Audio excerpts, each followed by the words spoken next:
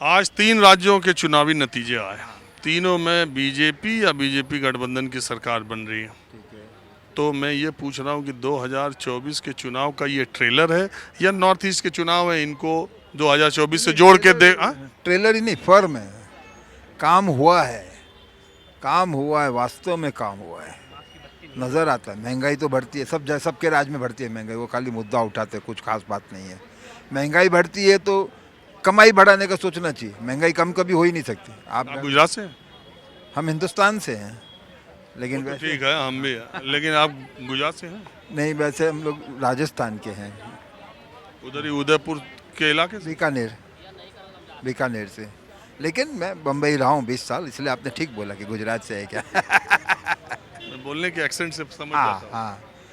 तो खर्चा बढ़ता है, महंगाई बढ़ती है, तो कमाई बढ़ाने के युवाओं को बोलना चाहिए। अच्छा, आपको क्या लगता है कि बीजेपी या मोदी जी की 2024 में जो आप कह रहे हैं, आपके हिसाब से इसकी वजह सबसे बड़ी क्या है? विपक्ष में एकजुटता का अभाव, विपक्ष के पास चेहरे का अभाव, या नरेंद्र मोदी जी का और बीजेपी सरकार का अपना काम? विपक्ष के पास खाली एक ही मुद्दा है, मोदी को हटाओ। उसके बाद वो क्या करेंगे कोई डिक्लेयर नहीं कर रहा है। देश को कहाँ ले जाएंगे कोई डिक्लेयर नहीं कर रहा है।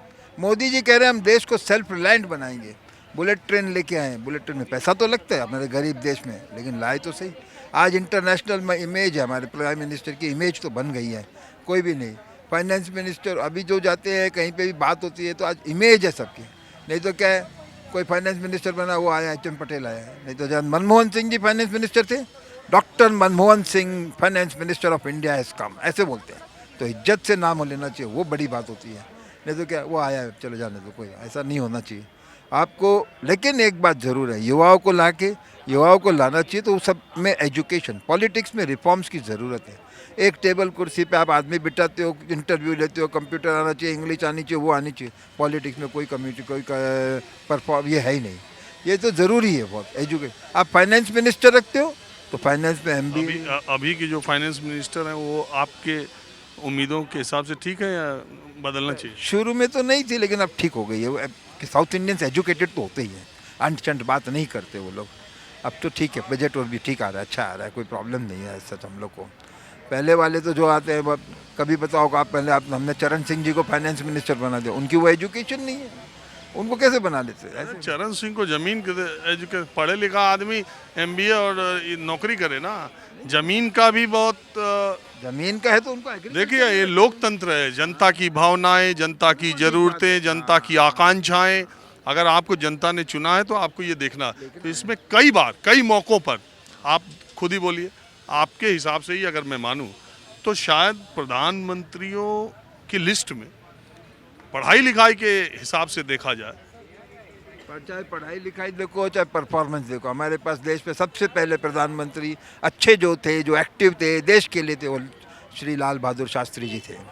उसके बाद में सेकंड में जो आए वो राजीव गांधी जी थे।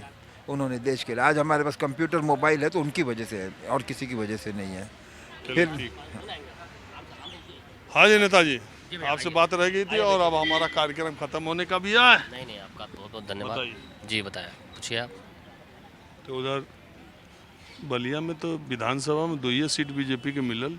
हाँ, इस बार टिकट का थोड़ा बंटवारा गलत हो गया था। तो यहाँ दिल्ली में कैसे आए? दिल्ली में हम लोग आए थे माननीय नीरज सिंह से मिलने के लिए। नीरज भैया से। हाँ, चंद्रशेखर जी के बेटे? नहीं, माननीय राजनाथ सिंह के छोटे लड़के से। यही वाले नीरज सिंह को छोड़ दिए क्या? नीरज सिंह नहीं, छोड़े नहीं है भैया, छोड़ेंगे क्यों? अपने नेता हैं, उनको क्यों छोड़ेंगे? इनका भाजपा में कम है? नहीं, भाजपा में ठीक है उनका भी, लेकिन चूंकि हम लोग सरोज नगर विधानसभा पड़ता है लखनऊ में, वहाँ से पार्षदी का चुनाव लड़ा था, पिछली बार टिकट मिला था मुझे। अच्छा, वहाँ नगर पालिका चुनाव आने वाला है, इसलिए आप जो टिकट के जुगाड़ नहीं, अब होली मिलने के लिए आए थे। बाकी बहरहाल माहौल क्या है, बस आज इतना ही। अगले एपिसोड में किसी दूसरी जगह से हम फिर हाजिर होंगे। कैमरामैन विजय के साथ राजीव रंजन, न्यूज़।